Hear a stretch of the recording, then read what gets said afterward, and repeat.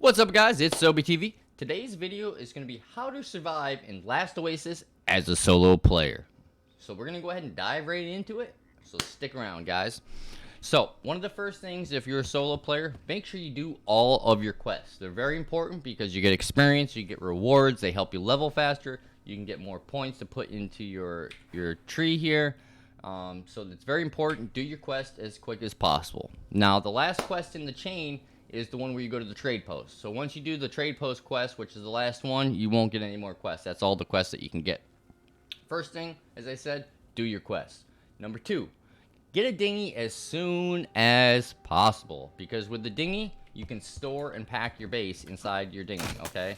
So not a lot of people are going to take the time and break into your base if you have it in your walker. They won't know, you have it unless they see it or something. So people aren't going to spend all the resources with the fire arrows to get into your base because it's pretty expensive, So that's the next step. Get a dinghy. Third thing, get the light base as quick as possible because you can't build your wood base if you don't have it, obviously. So you're going to want to go into your construction tree, come down here and get your light wood base as soon as possible. So then you can pack multiple things into your dinghy. You can put your boxes in there and everything. Which will lead me into the fourth thing. Put all your stations inside your base, your little base here. Because if your walker is completely empty, like mine here is usually completely empty when I running out solo and gathering shit. And the reason being is if I see a walker that's empty, I'm not going to think they have much shit in their cargo hold. And I'm not going to waste my time breaking into that shit, So put your stations on the inside. It'll give them less influence to break into it or however you want to say it. Put it all on the inside. Don't keep much stuff on your deck. Put like a little Balista turret here. Put a couple of the walker climbers on. You could throw a repeater, but don't put that much. Don't put boxes. Don't put, your anything on the top. Okay? Pretty easy there. Fifth thing, which I kind of talked about, ballistas. You're going to want to get ballistas as soon as possible. They're really, really good for fragment farming. Because out in the desert, there's big boxes, and there's two different kinds. There's like a reinforced one that you have to break with a firebolt, which I don't really ever go for those too much, because you get like 30, 35 frags, it's all right, but in my opinion, the harpoon one is way better, because you can drag them, you get like 20, 25, and it's fairly cheap to make the harpoon bolts. So get a ballista as soon as possible, so you can throw, harpoons in them and start grabbing those boxes, so you can get more fragments and learn them.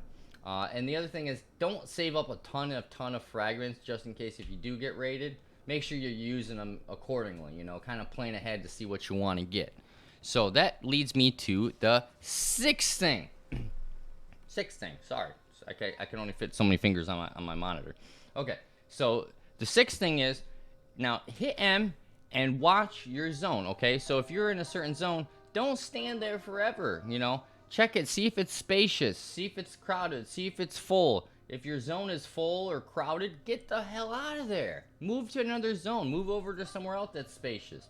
Try to stay in zones that are spacious, okay? Don't go to the crowded or full zones. Stay in the spacious zones if you're a solo player. It'll help you survive a lot. So make sure you're always checking your map and seeing how full your server is, because you can transfer over very simple, okay? The seventh thing. If you happen to die, someone attacks your base, attacks your walker, wait 5-10 minutes and then respawn. I see it all the time where a solo player, they'll keep respawning on the walker, keep respawning, waste all their water, and then they can't respawn, and then people think that they have more stuff in there because they're really trying to get their walker out of there, and so then they do break into it. So if you die once, you get raided once, let them fucking do whatever they want, and then spawn back 10 minutes later, and then giddy out of there, because then they think you don't respawn. They think, he doesn't have any water, so he doesn't have much shit, or he doesn't have much shit anyway, so he doesn't give a fuck about that walker, So don't respawn right away. The eighth thing, very easy. If you're a new player, beginning, or solo player, you need water to travel. Like, you just need water in this game. It's a very important resource.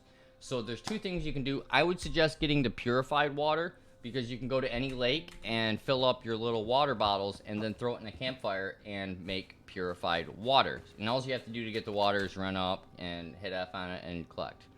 So, but you do need to keep in mind, you do need to keep like bottles or something in these slots to pick up the water. You can't just pick up the water without it's just like in real life. You can't just you need a cup to put water to, So get purified water really soon. You can use smashing stations too, but you have to collect the cactuses and throw cactuses inside the smashing station to produce the water. So in my opinion, it's a little bit easier just to get purified water, because you can park your walker like right next to one on top of it, and then just go grapple up and keep filling your fireplaces up. And that leads me to have a couple fireplaces up here and just stock the whole things up with contaminated water. So then you can always have a constant source of water pumping out, you know. The ninth, we're getting up there, guys. We're already on number 9.